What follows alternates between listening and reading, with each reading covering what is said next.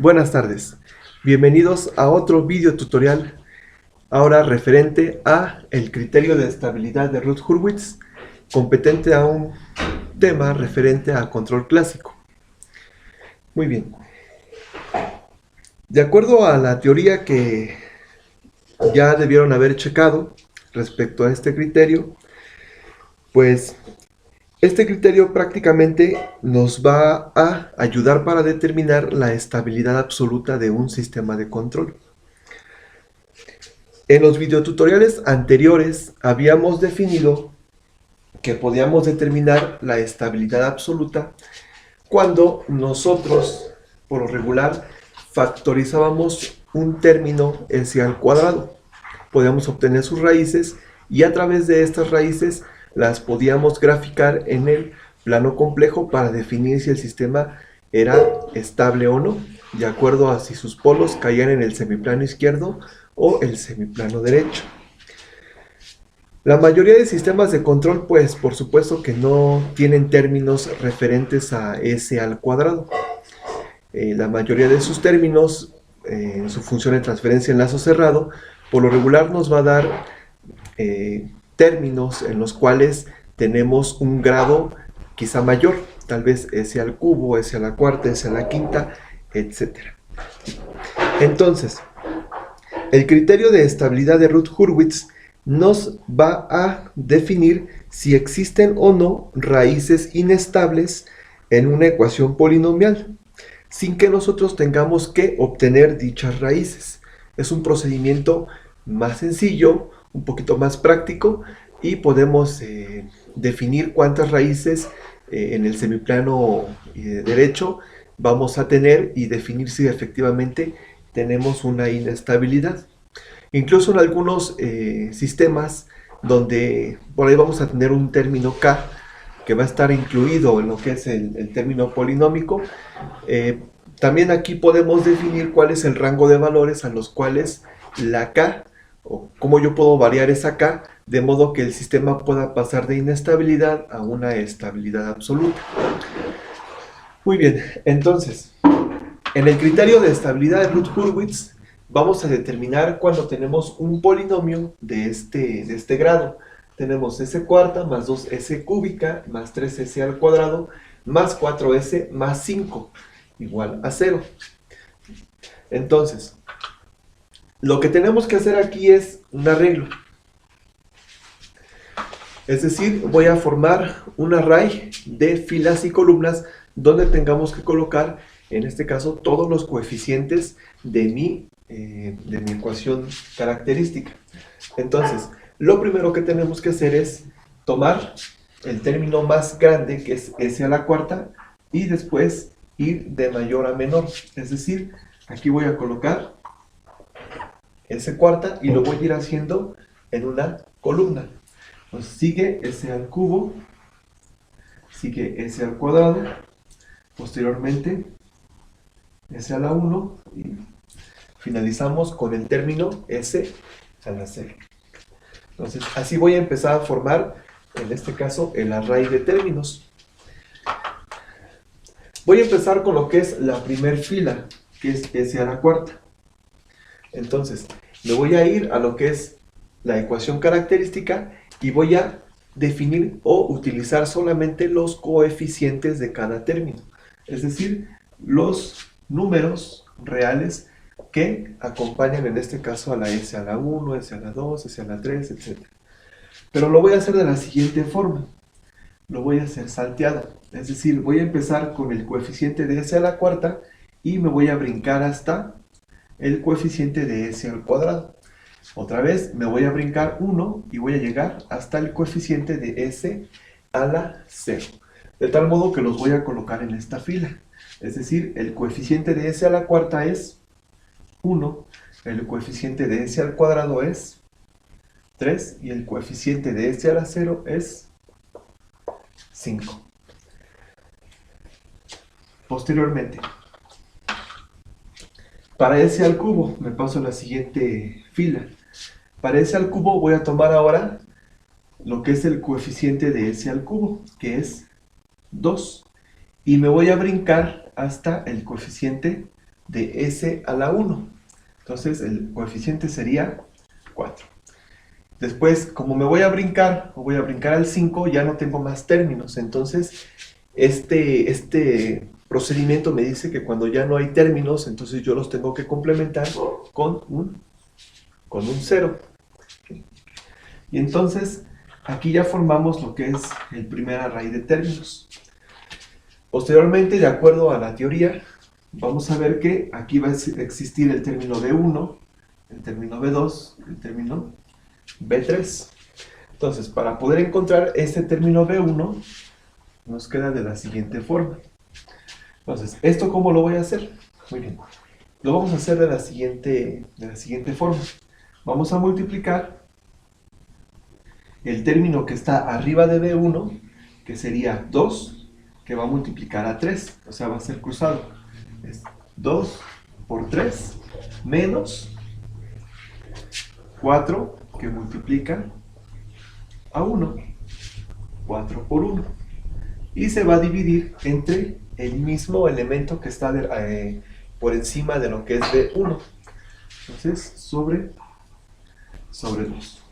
Entonces, este procedimiento, si ustedes se dan cuenta, pues es este tipo cruzado. Algo similar a lo que es el determinante, pero aquí se hace de forma invertida con respecto a lo que es el signo. Primero multiplicamos estos dos, menos el producto de estos dos cruzados, sobre el mismo término que está encima del elemento que quiero obtener. Entonces tenemos que 2 por 3 nos queda 6 menos 4 por 1, 4 sobre 2. 6 menos 4 nos queda 2. Entre 2 nos queda 1. Entonces ese 1 es el término que va acompañado, o que va ahí, en esta posición de S al cuadrado. ¿Ok? Ahora, vamos a obtener a B2. Para B2 es el mismo procedimiento, ¿sí? Ahora, lo que vamos a hacer es, esto ya lo olvidamos, esto ya pasó. Entonces ahora lo vamos a hacer de la siguiente forma. Este 2 va a seguir multiplicando, pero ahora se va a ir con este 5. Entonces vamos a tener 2 por 5 menos, y ahora me voy a recorrer, en vez de ser 4, ahora va a ser 0. Y 0 va a multiplicar a 1. Entonces, 0 por 1, y esto sobre este mismo 2. Entonces, el término B2 nos dice que es 2 por 5, 10, menos 0 por 1, 0, sobre 2. Entonces, 10 entre 2 nos da 5. Entonces, el elemento en B2 tiene que ser 5. Ahora, automáticamente, el término B3, sabemos que si esto se está recorriendo, entonces, después del 5 ya no hay términos. Después del 0 ya no hay términos. Los podemos interpretar como un 0. Entonces 2 por 0 me va a quedar 0, menos 1 por 0 me va a quedar 0, entre 2 me va a dar, por supuesto, 0. Por lo tanto, este criterio me dice que cuando ya no hay términos, los complemente con lo que es el 0. ¿Sí? Muy bien, entonces vamos a obtener ahora los términos C1, C2, y como aquí tenemos una columna de ceros, posiblemente el término C3 nos dé ceros. Entonces vamos a dejarlo hasta C1 y C2. Entonces vamos a borrar aquí.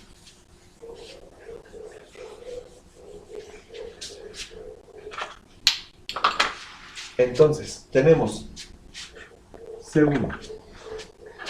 Para obtener C1 es la misma dinámica, ¿no? Es la misma mecánica que se tiene que realizar con el producto de los coeficientes que forman parte de este array de términos.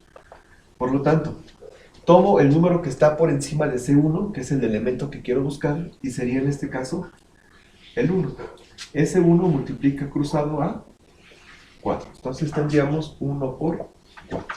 Menos 5 por 2. 5 por 2.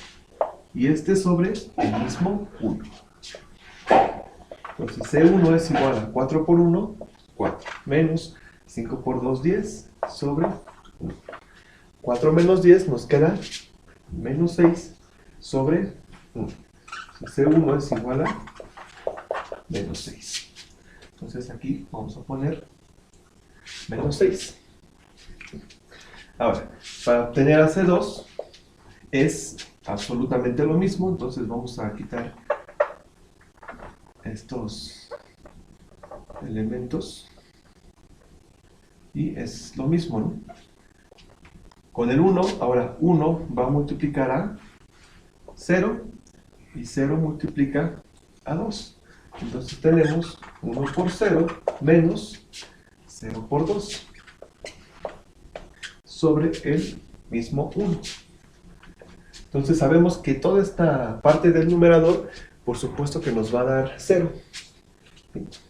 Entonces tenemos 0, entonces aquí esta parte nos va a dar 0. Y bueno, ya estas columnas también obviamente nos van a dar 0. Y por último, para encontrar el valor de D1, vamos a borrar esto. Entonces D1 es igual a la misma dinámica. Empezamos por el término que está por encima de D1. 6 multiplica, o menos 6 multiplica a 5 menos 0 por 1 sobre el mismo menos 6. Entonces tenemos menos 6 por 5 nos da menos 30, menos 0 por 1, esto se da en 0, entre menos 6, entonces menos 6 menos 30 entre menos 6 nos da 5 positivo. Entonces aquí tenemos el término de 5. Okay. Entonces ya terminamos de elaborar el arreglo de términos. Por lo tanto, vamos a determinar aquí los cambios de signo, es lo que nos interesa realmente. ¿Cuáles son los cambios o cuántos cambios de signo hay? Vamos a enfocarnos principalmente en lo que es la columna 1, o en esta columna.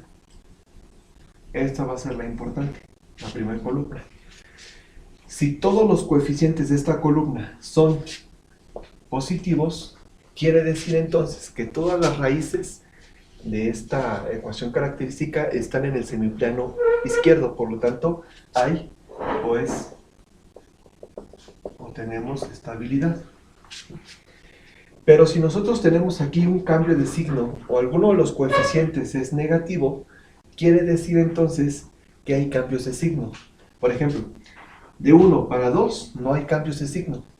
De 2 para 1 siguen siendo positivos, entonces no hay cambios de signo. Pero de 1 para menos 6 ya hay el primer cambio de signo. Ahí está el primer cambio. Y luego de menos 6 a más 5 hay un segundo cambio de signo. Por lo tanto me dice que la cantidad de cambios de signo es la cantidad de raíces que vamos a encontrar en el semiplano derecho. Semiplano en el cual se define la inestabilidad. Por lo tanto, el sistema, así como está en la primera columna, es no estable y tiene dos raíces en el semiplano derecho, o sea, en el semiplano de inestabilidad.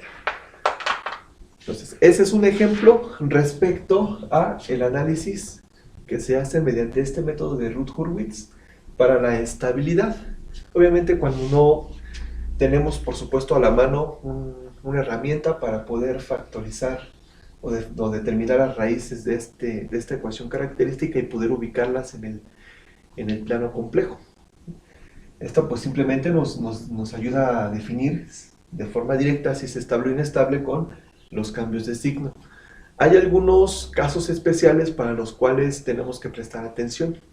En el siguiente video tutorial vamos a definir o hablar acerca de este tipo de métodos. Muchas gracias.